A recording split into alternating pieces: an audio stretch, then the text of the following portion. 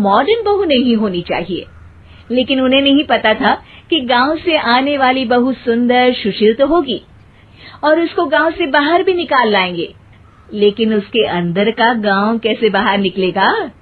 शादी के कुछ दिन बाद, माँ, टिफिन तो देना जरा। बेटा, अब तो स्कूल नहीं ऑफिस जाता है, माँ से नहीं अपनी बीवी से टिफिन मांगा कर। ओके माँ। सुनीता, टिफिन ले आओ। जी लो टिफिन, इसके अंदर पिस्ता डाल दिया है। पिस्ता? पिस्ता क्यों?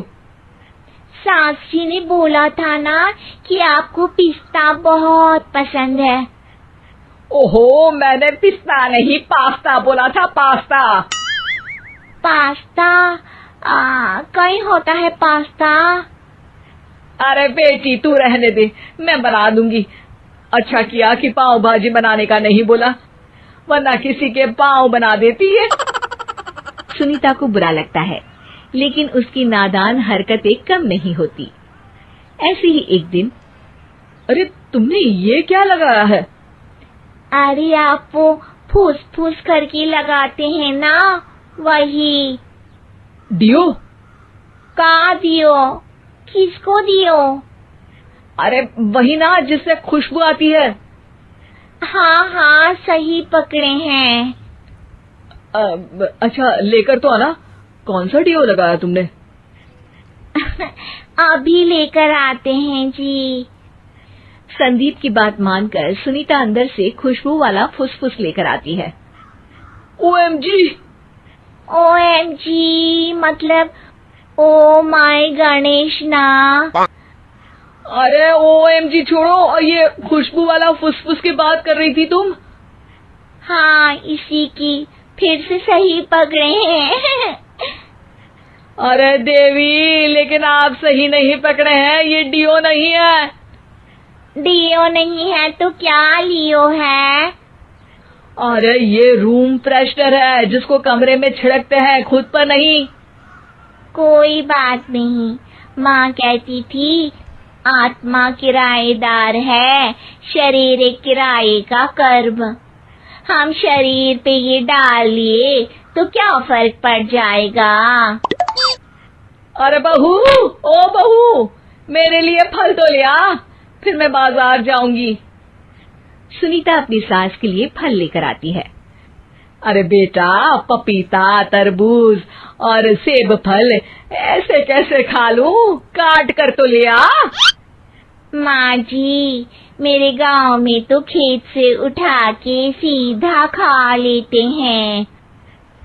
अरे ये तेरा गांव नहीं है ना। अरे संदीप, तू ही कुछ समझा देना इसको बेटा। मैं कैसे समझाऊं माँ, ये तो माइक्रोवेव को भी भट्टी बोलती है। कल मैंने बोला हाय कैसी हो, तो बोलती है किसी को हाय नहीं लगानी चाहिए। अरे सुनीता, तेरा क्या होगा? अभी तो कैसे बताऊं माँ जी, अभी हम कुछ करेंगे फिर पता चलेगा क्या होगा, लड़का या लड़की। हे भगवान, कहाँ से आ गई है? रामपुर से जी, आप ही तो लेकर आए थे मुझे। अरे मुझे माफ कर दो। पहले कोई गलती तो करिए जी, आपकी तो सारी गलती माफ कर देंगे हम। हाँ। अरे बहू, मेरी बात सुन। फल यानी कि फ्रूट जब भी लाए ना तो काट कर लाना, ठीक है? जी ठीक है माँ जी, फल यानी फ्रूट यानी काट के लाऊंगी। सुनीता रोज ही कोई ऐसी हरकत कर देती जिसकी वजह से उसे घर में दो बातें सुननी पड़ती। एक दिन, माँ, मेरे बॉस घर पर आने वाले हैं शाम को। उनका बर्थडे है, फैमिली साथ नहीं रहती उनके, तो यही पार्टी कर लेंगे। उनको अच्छा लगा तो शायद मेरा प्रमोशन भी हो जाएगा। मैं ना फ्रूट केक लाकर फ्रिज में रख दूंगी और तेरे साथ आज खाना मैं बनाऊंगी, ताकि जब साहब आए तो खाने में कोई गड़बड़ ना हो। शाम को जब सारी तैयारियां हो जाती है, संदीप के साथ बड़े साहब भी घर आते हैं। आप फ्रूट केक तो ले आना बहू, फिर खाना खाएंगे। अरे इस सब की क्या जरूरत थी, आपने बुलाया वही काफी है। सर, आपका परिवार शहर में नहीं है तो हम ही आपके परिवार जैसे हैं सर। इतने में ही सुनीता फ्रूट केक लेकर आती है और बड़े साहब की टेबल पर रख देती है, और जैसे ही केक के ऊपर का बॉक्स हटाती है, ओह, ये क्या है? केक तो कटा हुआ है, मैं तो ऐसा नहीं लाई थी। आप मुझे शाबाशी दे सकती है माँ जी, मैंने ही केक काट दिया। आपने कहा था ना, फल यानी फ्रूट यानी हमेशा काट के लाना, तो फ्रूट केक भी तो फ्रूट ही है ना, तो मैंने पहले ही काट लिया। होना मैं समझदार। अरे बहू, ये क्या किया?